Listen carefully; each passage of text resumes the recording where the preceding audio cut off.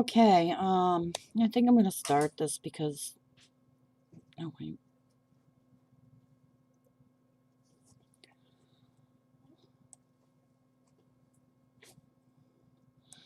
I'm gonna start, even though I don't have people watching, but I wanted to, the information I have this week is gonna be a lot. So, I wanted to start out by something that occurred this week.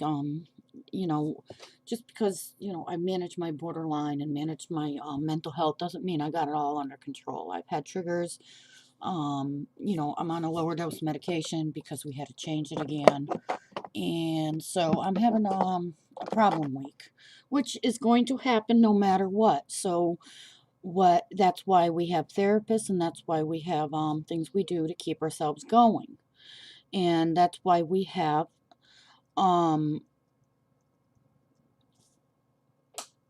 things like meditation, walks, bats, stuff to calm us down, journaling, writing letters to ourselves. I kind of like that. I suggested that to somebody, and I'm gonna do that.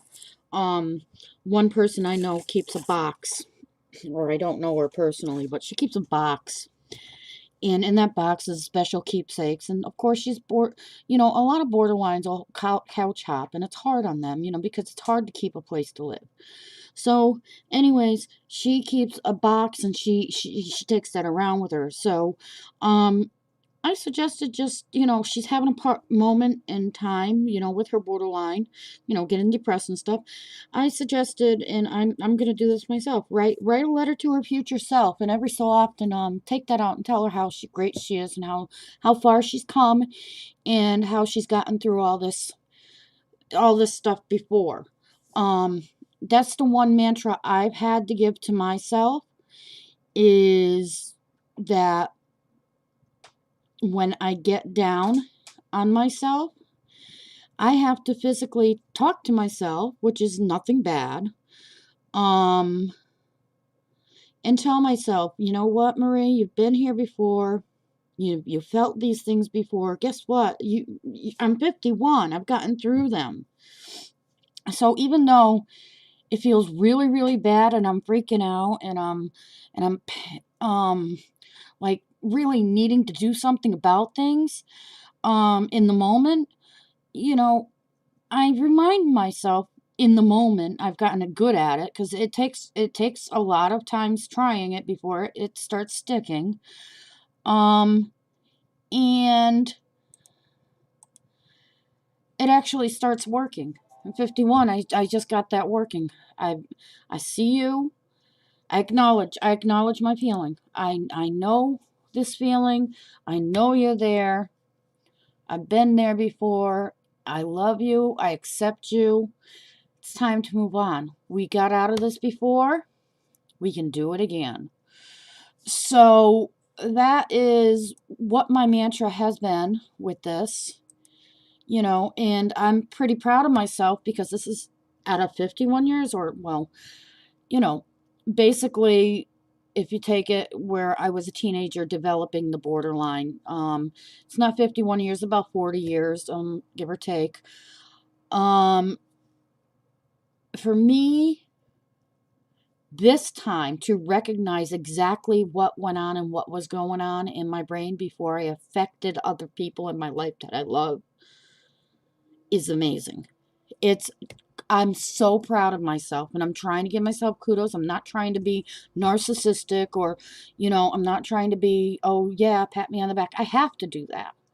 You have to pat your back on yourself, even for pat yourself on the back, even for the little things. This might seem like this total little thing to other people, but to me it's huge, because I've never been able to, in the moment of being triggered, recognize what my brain was doing. As borderlines, we don't mean to hurt people around us or to affect people around us the way we do. However, it happens, and that's when people tend to push us away, and then all of a sudden because we already have abandonment issues, many of us do. Not all of us, many of us, the majority of us have abandonment issues. All right, and we're afraid for somebody to leave. We're afraid of being alone, but we're afraid to be with people. We don't want to hurt people. We don't want to hurt ourselves. It's a whole bunch of intermixed feelings altogether. So, for me to catch what was going on this week, because like I said, we're switching, and I'm on the lowest dose of the Cymbalta there is. For me to catch it while I'm going through it, and have it Really, I pulled myself away, so people are probably wondering why I did that. And it's nothing they did wrong, it's something my brain was doing. Okay? And it's something that, okay, I recognized it, I pulled away.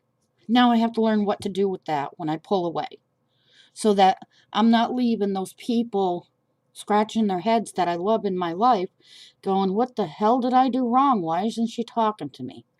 All right, well, I'm not talking right now to people, only to a very minimum, because I recognized that I was going into a spiral down and that I was being paranoid that because I had a problem with somebody, one person, they talked behind my back, and so everybody knows about it, so now everybody's against me. You can say you do this, and you can say you don't. If you do it, even if you don't, you can say you don't, even if you do. It's embarrassing, and it's embarrassing for me to admit at 51, this is what happens. In my brain, when I have a problem with somebody, everybody else is guilty too. Okay? And that's not fair to them. Because you have to get it in your brain that everybody isn't that one person. And it's, the world revolves around the sun, not you. And it seems like a mean thing to say, but it's not really mean. The sun. The world doesn't revolve around me. Okay? We got my world. And if I'm interacting with you, there's your world. Okay? Your world revolves around you, but everybody else's world does not revolve around you. My world revolves around me. However, my world doesn't revolve around everybody else's world, not even my daughter's. Okay, and she's 13. She's beginning to make her own choices. Hi. Anyways, so when I say the world doesn't revolve around you, it's a truth. It's a truth we all have to deal with. Nobody's going to fix you but you. Like I said in my last video, you are the most important part of your mental health medical team there is, because only you can turn around and only you have to be with you 24 hours a day, first of all. You can get all the advice. The doctors can give you all the advice they want. The therapist can help you with DBT therapy. They can give you the hands out. You can do it. Unless you're doing the work and it's you doing it, you're not going to get anything out of it. You are the most important part of your and that is huge. You are important. That means you're important. You want help, you're important. You need to help yourself. You can't go looking outside to everybody else to help you inside. The only one that's going to help you inside really is you, because you're the only one inside of you. Everybody outside of you is outside of you. You're inside of you. So who can help you when you're inside of you? You. Nobody else can help you because they're outside of you. They can give you suggestions. You can follow them. And therapists and psychiatrists have went to years, years, and years, and years, and years. They might not personally have gone through what you've gone through, but they've heard it. They've heard mostly all of it. Even our freaking, excuse my language, even if you think about it, our clergy, hearing people's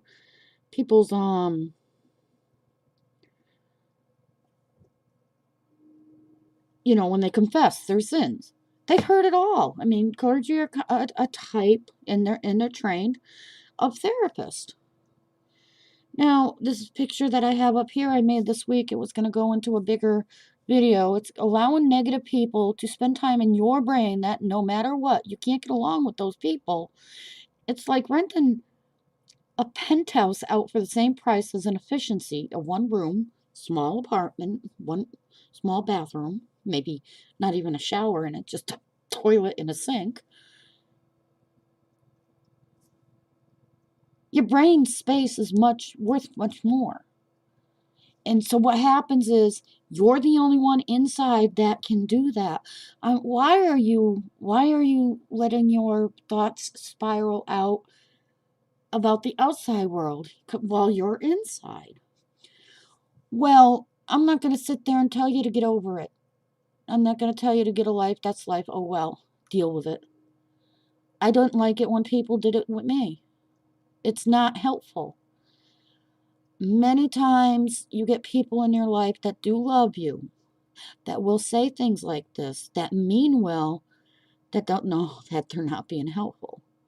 So that's when you have to understand where they're coming from and pull all that emotion that you're feeling and use your empathy, because that is a good borderline trait to have. Borderlines are more empathetic. So put yourselves in their shoes. They don't have a mental health condition. They're not in your brain. They don't understand.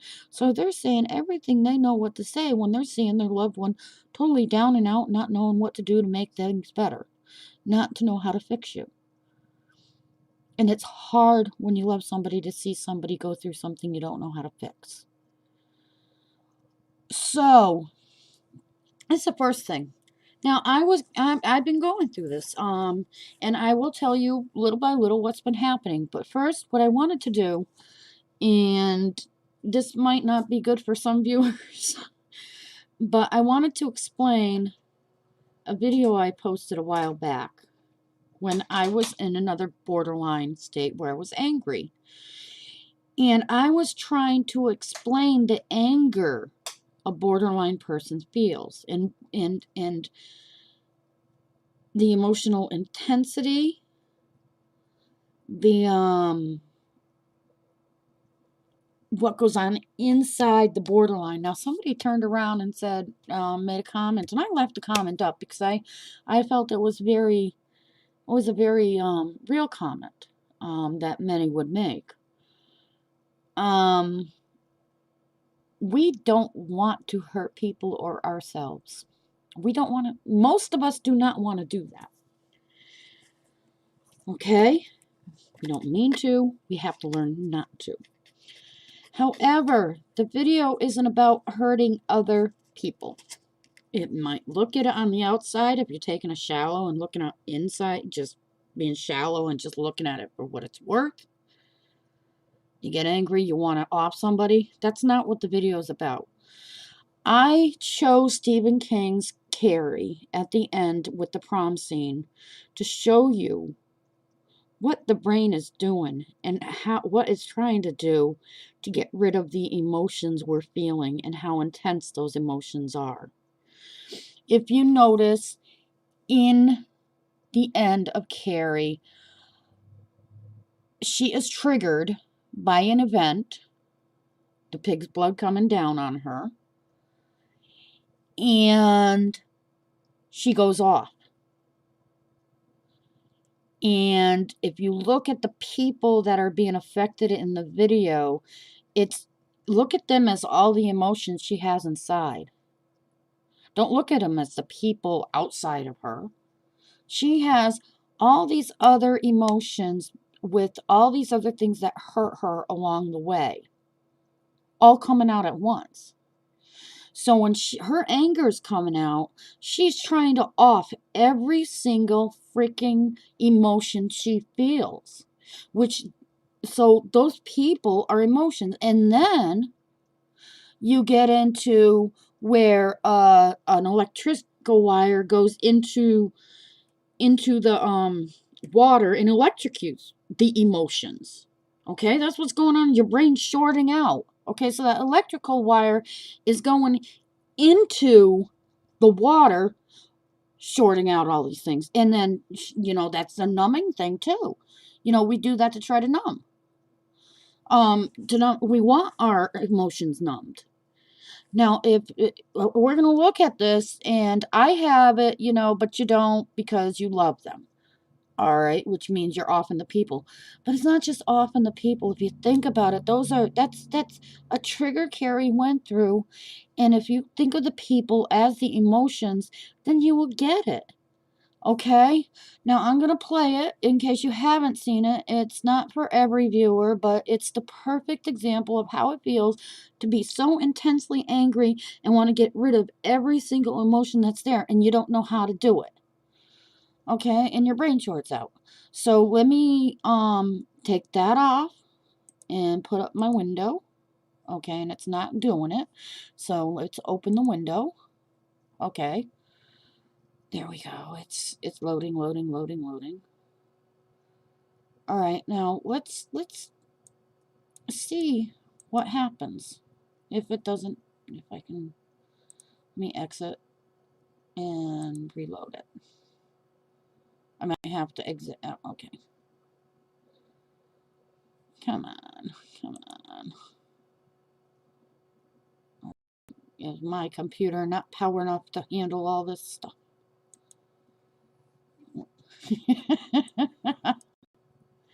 I need the power.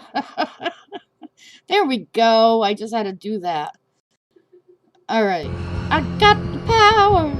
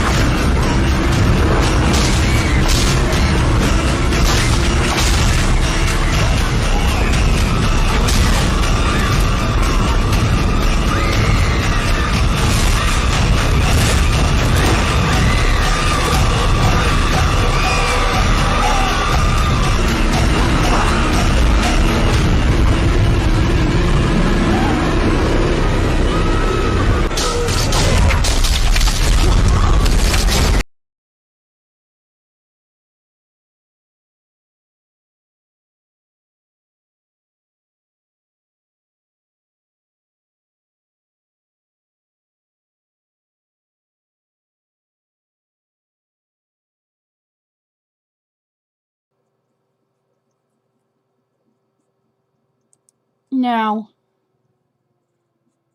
like I said, that was intense, and I'm going to stop it there because let's get this over this way. Because that is what I meant by the emotions inside. If you notice, I mean, this is what the person in borderline in their brain is in the emotions they're feeling. And this is what they want to off. They want to off the emotions. They can't, it's intense.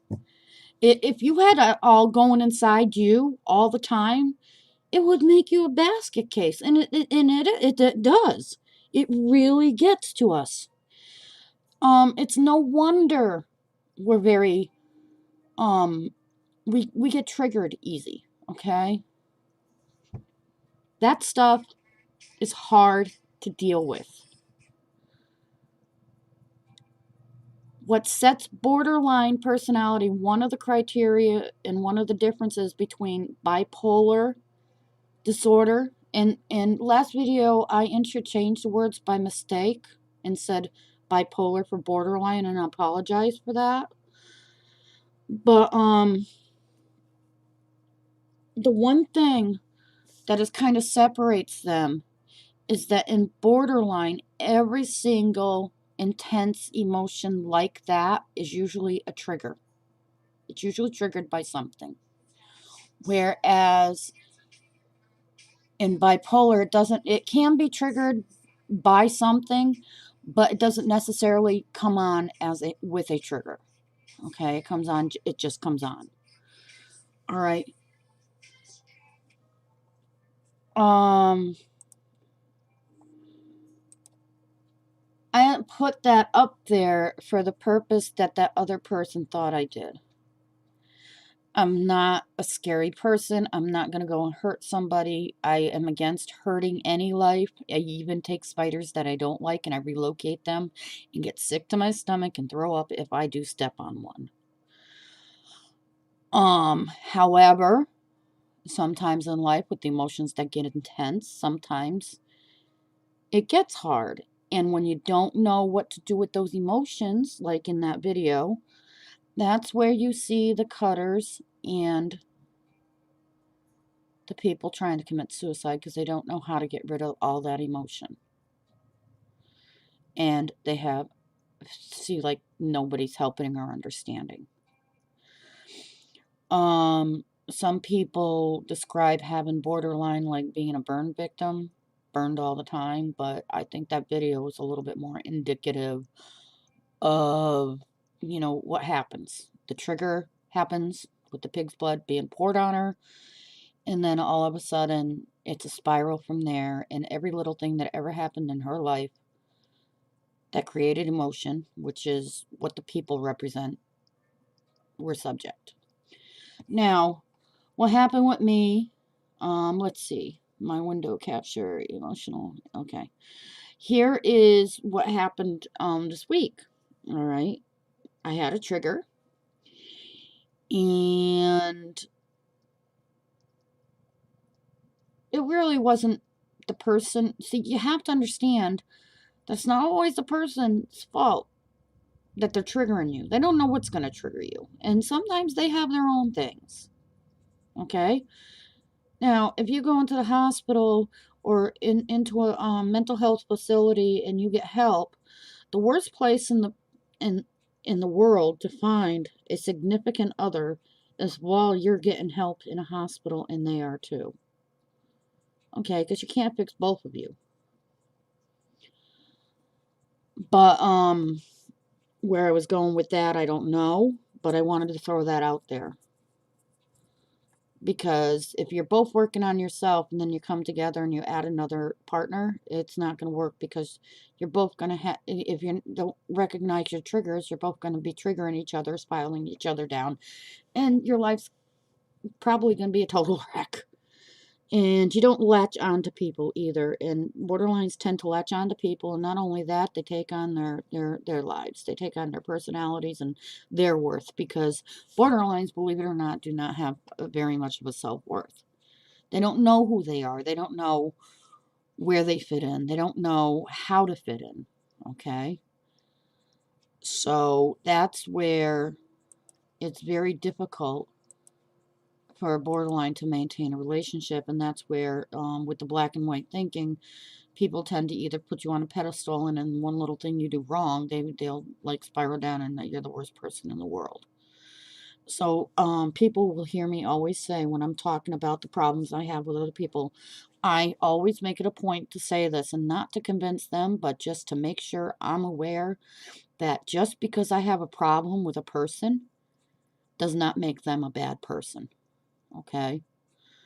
That's something, trash talking somebody, is part of that, giving the person time in your brain and renting your brain out for, your penthouse out for the price of a efficiency. when you're trash talking somebody, that's what you're doing. Because they still got rent in your brain. Because you're still not over it. Now, I'm going to try to help with that. And I'm just showing you I understand that. Because I do it all the time. Even now. It's never ending. And it's a pain in the behind. And more than a pain in the behind. I'm just keeping it PG-13. Now, as far as a borderline goes, if we want to understand it a little bit more, here is a graph that I got pulled off the net of emotional intensity and a non-clinical emotional intensity.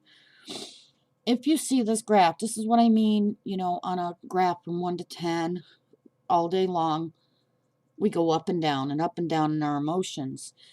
Well, the blue signifies the non-clinical emotion intensity. That's a non-borderline, or, somebody who doesn't have an emotional or a mental disability, or like a syndrome or anything like that.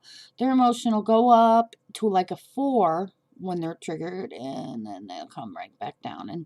And you got time to, 1, 2, 3, 4, 5, But with a borderline, because if you noticed in that video, there's so much in them, what tends to happen is they get that trigger and they go all the way up to the 9 or even the 10. The 10 is what Carrie was doing and offing everybody. That's where a person would tend to want to commit suicide or do the self-harm. That's why I suggest with anybody to call the suicide hotline before they reach that 10, which is 1-800-273-TALK in the United States. I will be posting in my comments the suicide hotlines for the different countries other than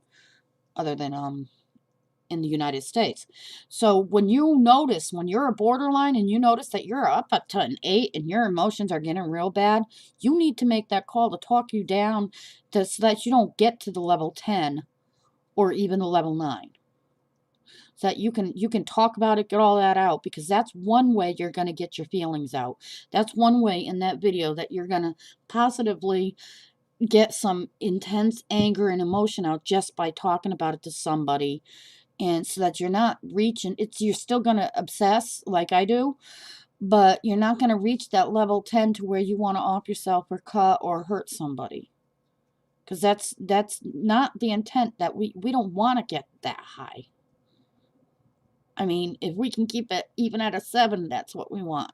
But you want to make that call when it starts going up like that, when you notice it. And that's the key. You got to notice what you're doing.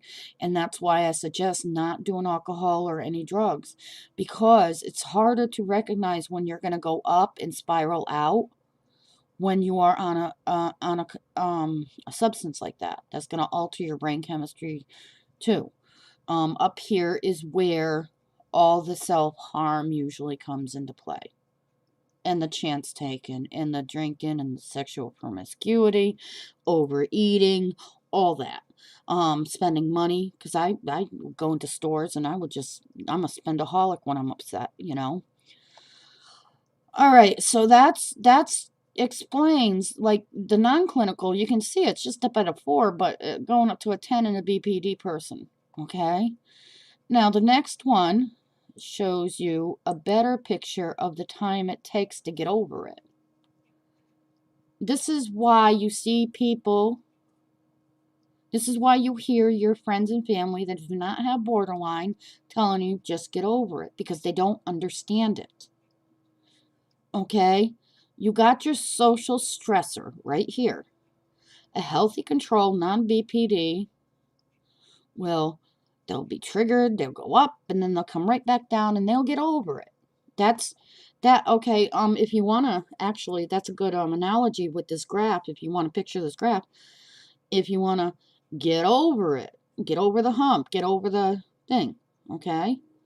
Now, with a borderline person, they're in their arousal state. They're really renting out that space to people in their brain, and they're overthinking it, overanalyzing it, holding on to all those emotions and angers, and then they're just holding on to it, holding on. It's staying in their brain. They're thinking about every little possibility that could happen. And usually if you have PTSD and if you were abused, it's all, okay, somebody yelled at me. Then after somebody yells at me, that's when the hitting starts, you know. And even though I'm 51 and the hitting doesn't start, I still think that when somebody yells at me. Isn't that funny? I'm 51, and if somebody yells at me or in front of me, I still think I'm going to get hit. Now, the hitting did not occur with my grandmother at that time. Okay, I'm just putting that out there because I don't want people to think I'm trashing that family. That family that I grew up with was the best family in the whole wide world. My grandmother had her problems. She did her best. But I was not abused by that family. I was not abused by my aunts and uncles. They actually helped my grandmother help take care of me and my brother. The only problem is when you don't have that father figure living in the house, it's very difficult on the children growing up. So don't get me wrong when I say I'm afraid of being hit, you know, because when the yelling starts, the hitting is, that didn't happen with my grandmother or like when I, between the ages of, I'd say 2 and, you know, all that. Okay, I was spoiled a little bit, but I wasn't taught how to manage my emotions. That was, you know, that was an issue, but like I said, that's where I said my grandmother did her best. All the hitting and stuff was probably due to what me and my brother witnessed before that with my parents. And like I said, the connections didn't make it right. So if they were arguing and my father hit my mother, which I don't know if he did or not, but look what happened with the accident, you know, where he hit her over the head and then she got pushed out of a car. I mean, you know, there was physical abuse. So I'm afraid somebody's going to hit me every time somebody yells at me, even today. And that's just, I don't know, that's born into me, and I'm trying to get rid of that, and trying is dying, doing is whatever, but it's so hard.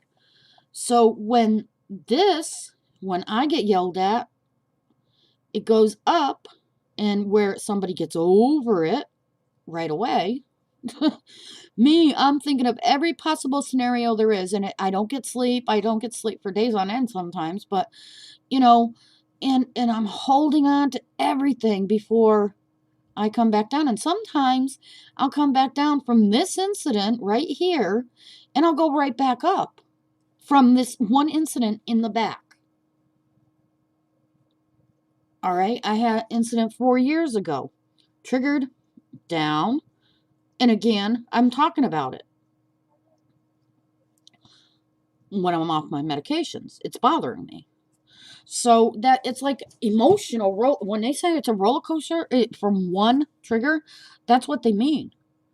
I mean, I was triggered 4 years ago, and things happened 4 years ago, and I'm still 4 years later in the hyper arousal state at times because of it. Well, this week I did have a trigger that was different, and I'm not going to allow it to go there. I'm going to choose to do everything in my power to like get it under control, not get over it, because you're not going to get over things. It's get it under control. I'm going to try to control it. And that's another thing. You can't control anything if you're drinking, if you're drunk or on drugs. Okay, you can't control anything. So I'm going to get this under control.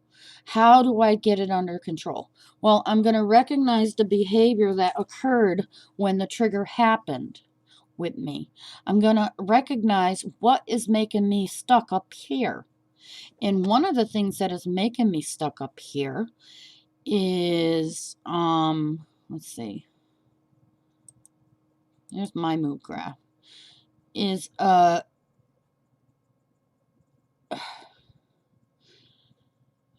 this is another mood graph. I'll let you know why I'm stuck.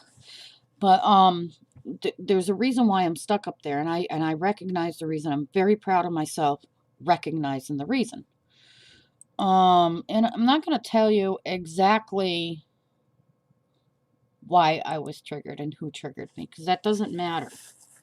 The person's a very good person. I really like the person, and they triggered me. So anyways, this is what happens all day long with a borderline. All right, going with that hypersensitive state. All right, you can start off the day, all of a sudden, okay, oh my God, the coffee, I forgot to put the coffee, or the coffee grounds made the coffee overflow. So here is a person, non-borderline person in red, and that trigger with the coffee flowing, it just went down a little tiny bit. With a borderline, you get depressed. Okay, I made the coffee, now it's all over the place. And so it took this person a little bit shorter time, and it took me a longer time to get out of it. Then I come up here, and there's another trigger, go down, you know. And then up here, this is what happened with me. I was up here in one of those bad states. I mean, because your risky behavior can occur here. I was joking around, having a good time, and something was said. I was triggered, and I went all the way down again.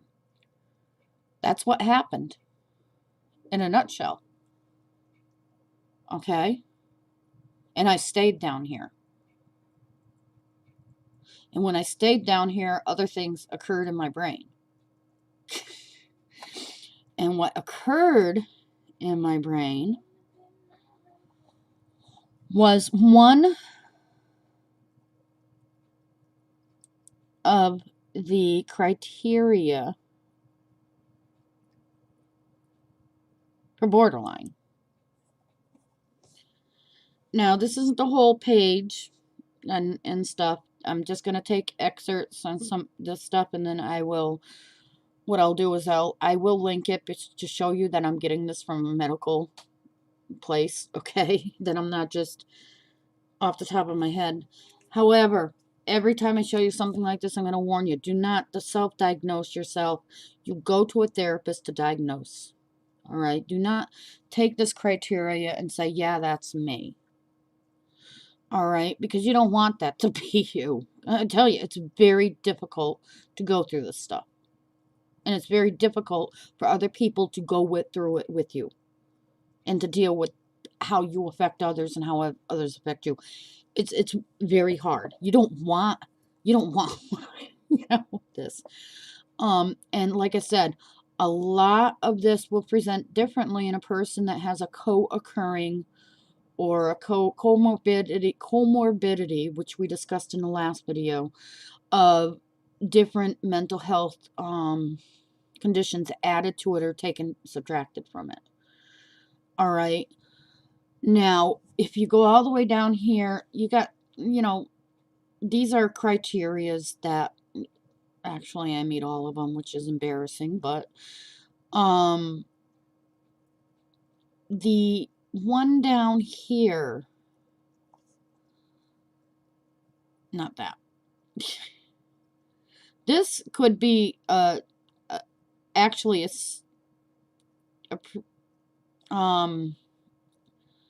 this could be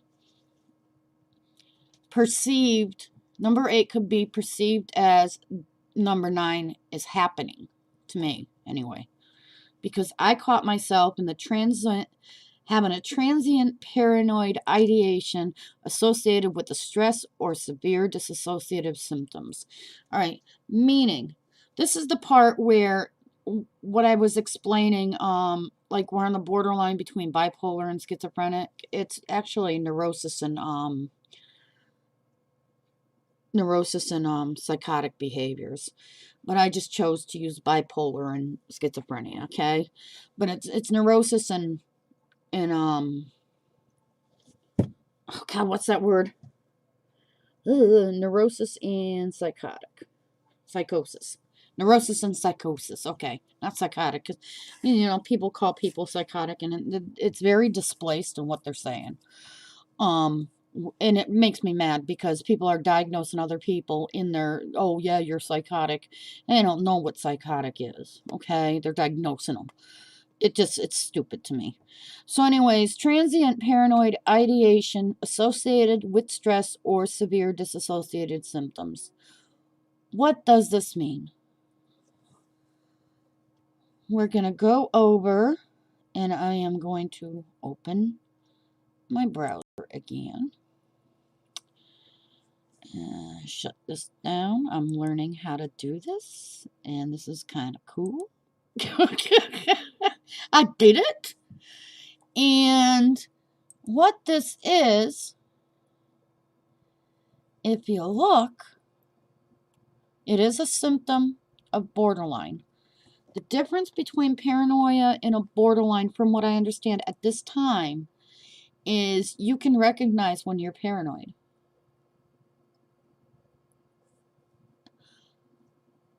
Depending on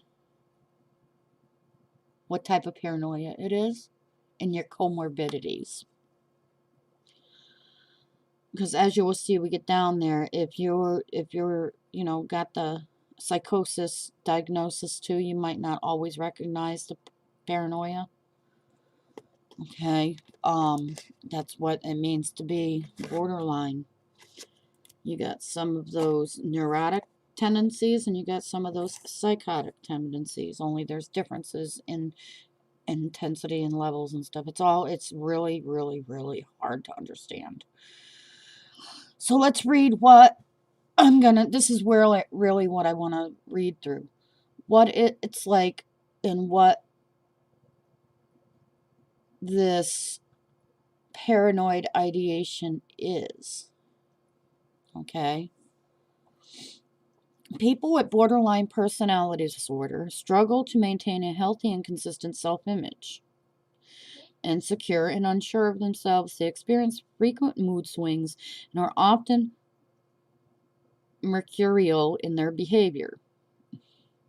I gotta look that word up. Their inner worlds are frequently filled with turmoil, and they may project their sense of uncertainty onto the outside world. Okay. They may project their sense of uncertainty onto the outside world. Does that sound bad? It doesn't. Most of my paranoia is that. That's what I'm doing. Because I upset this person or had a bad time with this person, and this happened, like I said, they talked behind my back and now everybody's mad at me. And now nobody likes me. Bottom line, they project their uncertainty, sense of and I'm uncertain about what even happened in that whole thing and where I was wrong and where they were wrong and what I didn't understand and what they didn't understand. So I was very uncertain. I'm very uncertain. So because I'm uncertain, I'm projecting it. I'm being paranoid. Okay? During times of stress, which may be caused by interpersonal conflict, which that's what it was, or a lack of self-confidence when facing personal or professional challenges, a person with BPD may suddenly feel surrounded by menace or danger. They may suspect that others, even people they would normally trust, are conspiring against them, or that the mysterious forces may somehow be oppressing them. Now, I was haunted as a child, and there was oppression, okay? That is not included in my mysterious forces oppressing me, okay? There's nothing oppressing me here.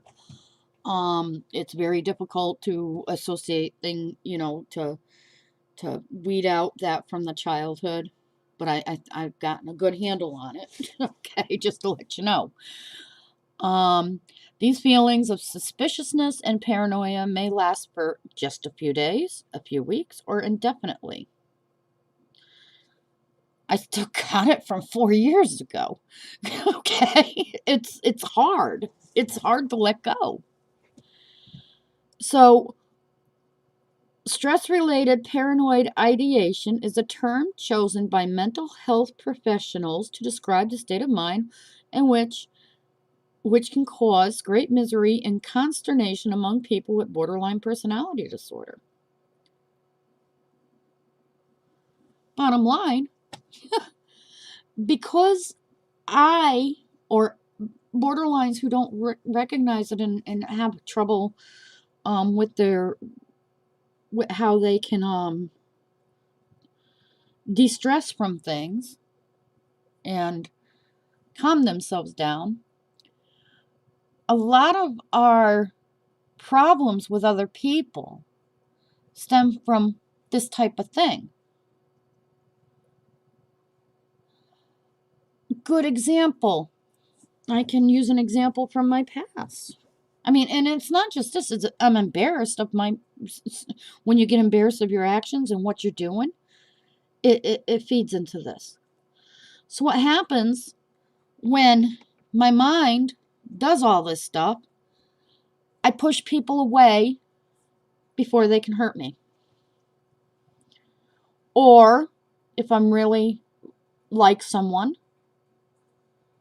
and I'm talking about this happened in my family with somebody who helped take care of me and was giving me the world and really did their best to help me after my grandmother sold the house and everything when I was going to college, who was my aunt. I did something wrong. I got kicked out of college because I was partying too much. I didn't want to tell her because I was let myself down. I didn't want to let her down. But because I wasn't doing in my head, okay, and I was drinking, and this is why drinking's not good. Because I wasn't doing something to make her proud, I was embarrassed. What did I do after all that? After I left, when I left her house, I never talked to her again for a while. I didn't talk to the family because I was embarrassed. All right, and sometimes that still comes up. Push them away. Is it right? No. Does it like come blindside the people that you do it to? Yes. Does it make people feel? Now this is where you got to understand borderline, that it's not everybody that has to understand you too. You have to understand what they're feeling. If somebody's helping you, like my aunt helped me back then, and all of a sudden I'm not talking to her, but she doesn't know why, and I'm not communicating it to her, it's going to make her feel like I'm only going to her when I need something. And she can give it to me. So there's your manipulation where it's coming from, borderline people. All right? When you're constantly pushing people out of your lives because you feel a threat coming on, they're taking it that you get what you want and then you don't even talk to them and you leave them. And that's the manipulation that they see. And that isn't right to do to a person. So what our job as borderline people is to do is to make it so that we're not affecting people that matter in our lives like that. Like my aunt. She matters and I love her. I still have not learned how to make that woman feel like she matters. All right, is it my job? No. But the only thing I can say to my cousins and my aunts that have been there for me, and if they're listening, is I love you and I really appreciate you. Telling somebody you appreciate them in a voice that's not hyper with a hug means a lot. I know right now you can't hug people, but even that would mean a lot. People don't get told, I appreciate you, in those words and shown that they are appreciated enough. Thank yous get thrown around all the time, but appreciation, that word, doesn't. So if you really want to tell somebody you love them without them feel like they're being manipulated, tell them you appreciate them. Give them a hug.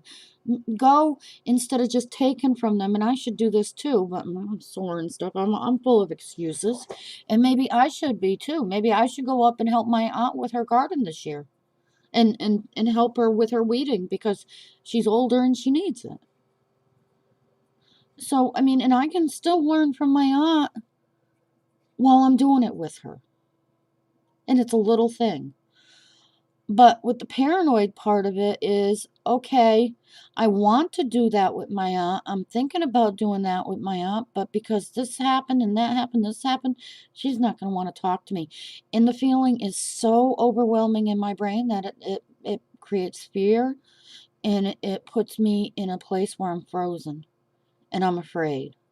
Even though my aunt did nothing to me to make me afraid, she's actually done things to make me feel more at ease to talk to her, even after these times I pushed her away. So now I know I got paranoid, all right? And what happens when I become paranoid? What happened? I would and this is where Discord and Kevin McCarn's chat is helping me, and people are helping me because I'm there's a lot of good people in that place. And I made friends with most of them, and most of them understand my mental health better than anybody in my personal life does. And Kevin does. He's tremendous, you know? I mean nobody's perfect. Kevin still needs to learn not to get banned from certain platforms all the time. And I love him dearly, but they haven't given up on me. They haven't just banned me for being a jerk to them, for having a trigger and going on. They could have, but I kind of removed myself before I can get kicked out too. That's how I do it now. If I'm in that state, what do? I commit internet suicide. I will take everybody in my Facebook and I will just delete them all. That the people that I think are talking behind my backs and relevant in what happened. Or, or on Discord. I will take and I'll just nuke my Discord and take myself out of the chat, out of Kevin's Discord. And I talked to Kevin the whole time because I'm saying it's not you, Kevin, it's not your chat. I need a break. I didn't know what I needed a break from. But it's not. I don't need a break from him. His Discord, I need a break from myself with my paranoia. Now, because this happened, sorry, Kev, on Discord, with this person, I don't know who's watching him. I'm just talking. Everybody else, I started being suspicious that they were talking behind my back and they knew exactly what was going on, and I did something wrong and I didn't know what I was so confused about the whole situation. I was taking things wrong. And lately I haven't been understanding schniznit. Um, and I don't know if it's because we went down, down to the 20, just that's all I'm taking is the 20 milligrams of Cymbalta as opposed to my other medication. But my understanding of things, I feel like a child trying to understand things. And it puts people in this position where it's like, oh, what am I doing? I mean, it's going nowhere. I'm explaining it for nothing. So that person it happened with, and I didn't even, I was a good girl. You know, I didn't judge that person. I didn't nuke them off of anything. I pulled myself back and I was talking to Kev and I said, Kev, I'm doing this. And then I read about the paranoia. And I said, Kev, this is me. This is what's happening. I might not be talking in the thing, but I'm talking to you. And I told him exactly what I felt it was and what his suggestion was. And this is just a suggestion because vitamins are very healthy, anyways. He's a neuroscientist. He knows the brain inside out and upside and downside and every which way. He told me vitamin C, thiamine, and get some sleep, I think he said. I'm not sure. But I also fell twice this week. Once was over something. And then I sat down in my chair and I fell on my back, so I've been in pain. And laying down, it hurts like heck, too. So I can't sleep. I'm having paranoid thoughts. And what I did was I found my vitamin C. I took my vitamin C, my total B, I took a big glass of water and then a big glass of orange juice and I downed it and I took my medicine. I took my, my Cymbalta. I took a couple melatonin, which I wouldn't suggest if you're on a sleep aid. You need to talk to your doctor about all this. And then I took a painkiller, and I never take painkillers, but that's how bad it was. And I got a good night's sleep, and I felt better the next day. But I'm still having it. Every time I say something, I'm not sure of myself, so I'm taking the comment down. I don't know what to do with it right now. I've noticed it, which is half the battle, and this is why I'm telling you. Now, schizophrenia produces paranoia too. See, other mental health disorders produce paranoia. It's not just borderline. So if you see that is in the criteria for borderline, let's put that up and put that down.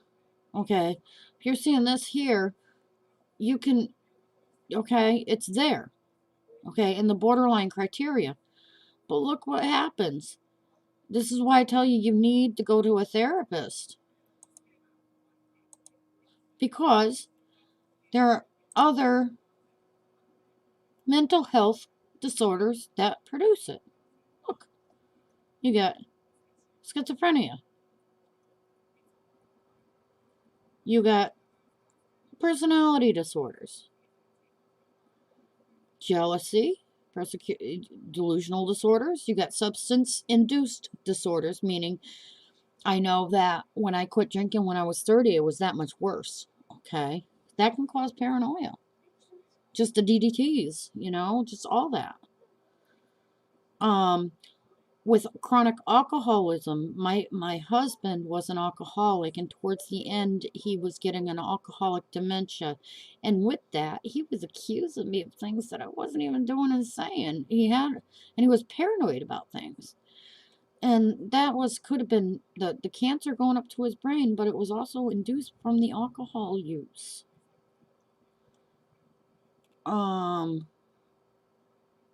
So this is all for before diagnose, and then you have to see that therapist. Okay, you can't just go on here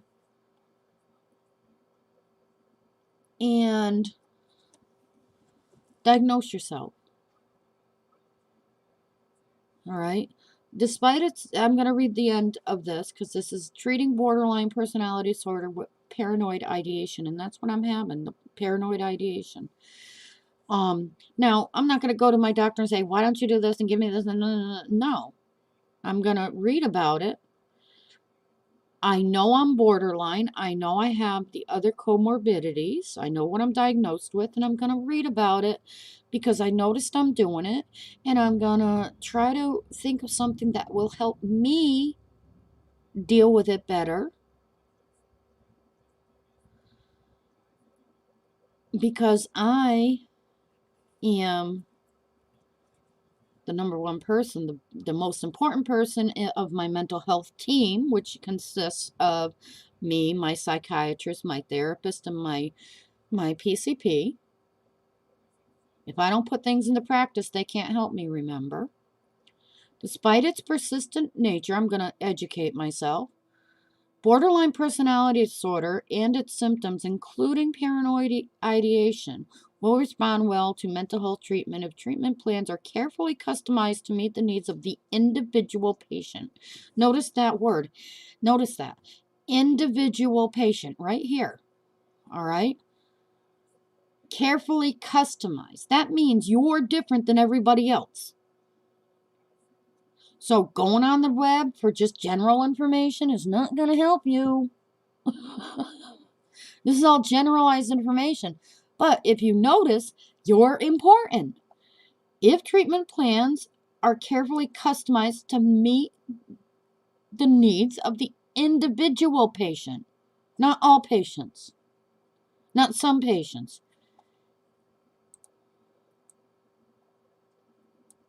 And nobody knows you, in your case, better than you, or should know it, better than you, the psychiatrist that you are a patient to, the therapist, your therapist, not anybody else's therapist, and your private care physician, PCP, personal care physician. All right. Even if you went online and talked to a psychiatrist that you don't even know, they don't know your case as good as these other people do, and they can't give you the advice that is customized to meet your needs. Medications are often recommended for people with psychotic disorders that produce paranoid delusions. All right, well, okay.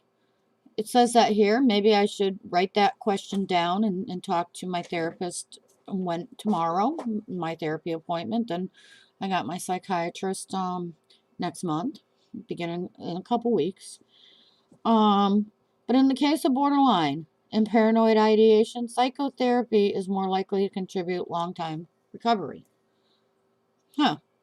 So that's something you should write down and talk to your therapist about. Your personal therapist. Your personal psychiatrist. How is psychotherapy going to help me? Okay. Some of the therapies that have helped with people, BBD, change their patterns of rethinking and reacting include dialectical, I always say diabolical, but it's not, dialectical behavior therapy, or DBT. And that goes cognitive behavioral therapy, or CBT, and psychodynamic therapy, which I don't even know what that is. I'm going to not lie to you. Okay, I'd have to look that up. All which combine practical strategy for self-improvement with the search of greater self-understanding. Holistic healing practices like meditation, biofeedback, Tai Chi, and yoga are also highly recommended for people with transient paranoid ideation who can benefit greatly from learning more constructive ways to manage stress. Now, it should be in practice anyways, if you do have a therapist, that you and your therapist are actively communicating a treatment plan that has constructive ways to manage stress, i.e., meditation, I don't even know what biofeedback is. So, meditation, Tai Chi, and yoga. But you know what? You can also go out and take a walk, get some exercise, play soccer, play basketball if you like basketball, drawing pictures, write a poem, write a letter to yourself for in the future and put it in your box and take it out and read it when you need to, when you're down. The other thing is and I could connect with this person too. They had a very big connection with their grandmother. Their grandmother passed away and she was really missing her because, let's face it, grandmas are good. Grandmas give us the best advice. All right. Now, my grandmother, she was my rock. She was my mother, my father, both sets of grandparents, and my best friend all rolled into one. I didn't treat her like a best friend at the end, but she was.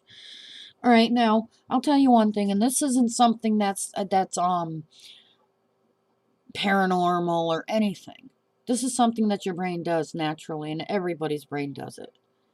When you have a person pass away, your memories tend to remember what their voice sounded like, correct? Another thing is your brain remembers a lot of, whether you remember it now or not, a lot of the advice that voice that was connected to your grandmother or grandfather was. Now, if you sit and it's nothing creepy, and it's nothing to do with a ghost or nothing to do with talking to the dead. And I'm not telling you to do that. I would never tell you to do that. That's the last thing you want to do. What you want to do is sit. It's like a meditation. You sit, you ask the question, And you ask it to your grandmother, but you know what? You're getting the information from inside your brain. If you hear something outside your ears, you get up and you say, okay, I'm done. You leave and you pray to God and clear that area. If you're sitting there and meditating and thinking about your grandmother and you're thinking about one of your problems, what would my grandmother tell me? And you hear, like I just heard her go Marie in my head right now because I'm talking about her and my brain is going and picking up her voice saying Marie. All right. Now, there was one instance where a lot of times if I'm picked on and I feel like a baby, I'm 51 years old, but I still need my mommy. Everybody needs their mommy no matter what age they are. Like if somebody picked on, if somebody said I couldn't do something. Okay, let's say that. And it happens all the time. We are always told we can't do something. Can't is a bad word. Can't should be out of your vocabulary right about now. Okay? There are words that I'm going to give you a vocabulary that the word should not be in your mouth or in your brain at all. And that's at a later date because this video is getting long. So anyways, what I'll do is I'll sit there. What would my grandmother tell me if somebody said I couldn't do something, but I knew I could do it? My grandmother came into my head, and I remembered when I was younger. I was a kid. I was about 7 years old or 8 years old, coming home crying my eyes out like I normally did. A teacher told me I was too stupid to do any sort of math. My grandmother turned around and told me, you know what you do? You do all your math, double check to make sure it's all right, and do more and get it all right.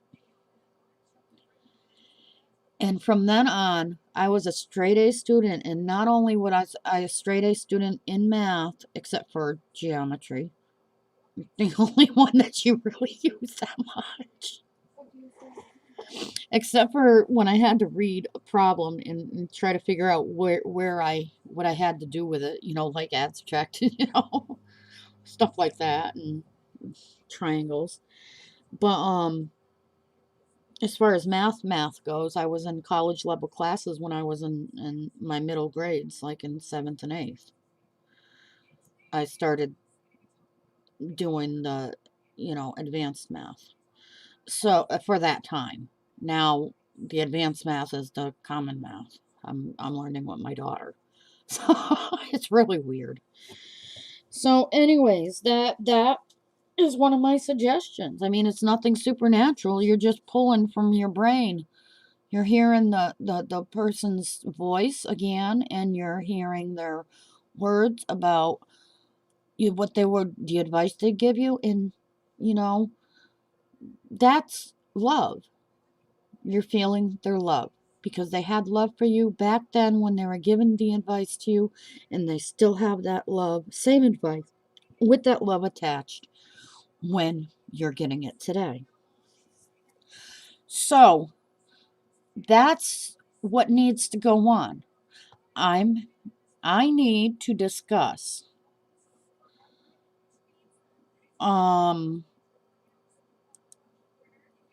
with my therapist now. Whoops. Let me get rid of some of this stuff. I have to discuss with my therapist because I recognized it, and now I need to learn to manage it. My goal now that I learned it, is to continue catching myself doing it. Because catching yourself one time isn't catching yourself a lot of times. This is the first time I ever caught it. But I push people away and they're probably going, oh my God, what did I do wrong? Now my focus, after I catch it a couple times again, and I'll tell you one thing, your friends, they don't go anywhere. If you're not talking to them for a little while, they're still going to be your true friends are still going to be your true friends afterwards. So if you lose a friend, while you're trying to do self-care, then they weren't a friend to begin with, and you don't need them in your life. Point blank. But what I am saying is my next goal after I catch it a couple times is how I can continue to talk to people without being triggered into so that I'm not like talking down on them when I feel like everybody knows about the problem that happened and they're talking behind my back, and without saying, hey, listen, are you talking behind my back? Because I feel that way. Because that puts a person that doesn't know about how to deal with a person with this condition on the spot too. They're going to go, no, I'm not talking behind you. It's a negative thing. So I want to continue. My goal with this is to continue to see when I'm doing it, when I'm being paranoid like this, and where it's going to affect people I care about, and then move on to learning strategies so that I can continue to talk to these people that I love without assuming or without them feeling any type, any type of pull, feeling like they did something wrong because I'm pulling away from them.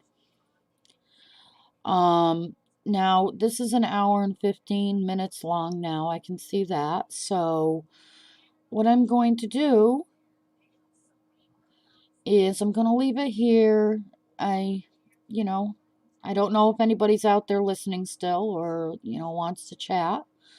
But if you want to chat, just, put it in the thing. But I'm pretty much done stating what I had to say. I think I ended it on a good note. And remember, allowing negative people to spend time in your brain, that no matter what, you can't get along with those people for no, no, you're not a bad person, they're not a bad person. You got a personality clash, and maybe their testosterone is too high, your estrogen is too high, and you can't get along that day, or, a lot of times. And, it doesn't make them a bad person, but it's still putting negativity in your brain, and it's renting out a penthouse for the same price as an efficiency. Your brain is worth much more than that. So on that note, I'm going to leave it on that note.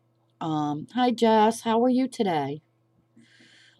Um, Thank you for listening. Jess, did you connect with anything I said today, or did you just start listening?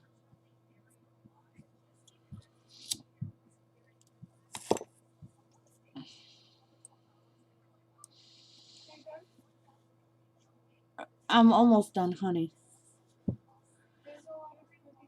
So I hope you you're vibing, huh? Well, I'm going to tell you, I'm giving you a huge, huge hug right now. And I'm trying, I can't give out a lot of advice, only to give out this stream was more about giving out seeing what I do to empower myself as a warrior. That's a good way of putting it. To empower myself to be a warrior, to stay on the back of that lion with my head up, even though I had a moment, which will always happen. We will always have those moments. Now, what did I do and what am I doing to keep myself in self-care and out of the hospital? I'm learning. Like I said, I noticed that I was triggered, and I pulled back because I knew I was triggered.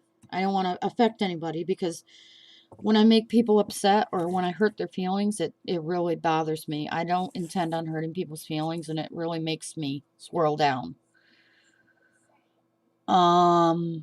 So instead of affecting other people negatively after I was triggered, I pulled back, but I didn't commit. I call it committing social media suicide, which means I shut down my Discord. I pull my name off of things. I don't talk on Twitter, or I'll try to cancel my Twitter account, try to cancel my Facebook account, get rid of all my friends on my Facebook account. They don't need that. They don't know what they're doing wrong. So I'm trying to, I caught it this time. I'm very proud of myself. Very, very proud of myself that I caught it. And now I'm educating myself on it. And by doing that and sharing it with you and educating you and sharing what I find out. So now I have something to bring to my therapist and my psychiatrist to say, hey, look, this is what happened. I did this, this, and this for coping skills. Now, what do you suggest I do? Because I'm only on the 20.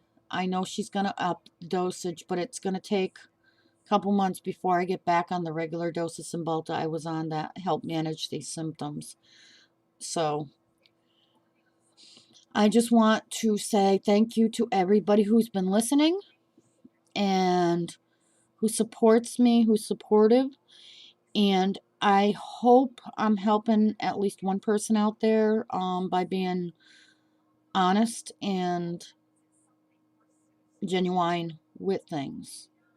Because that's all I know how to be is myself and genuine without sugarcoating things. And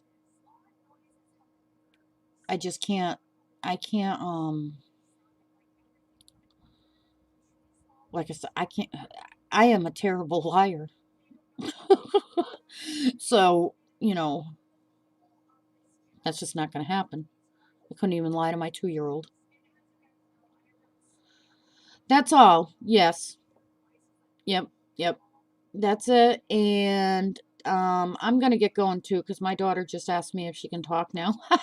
She wants to play her videos louder. And I hope you all have a great day and a great night. And until again, have a wonderful day.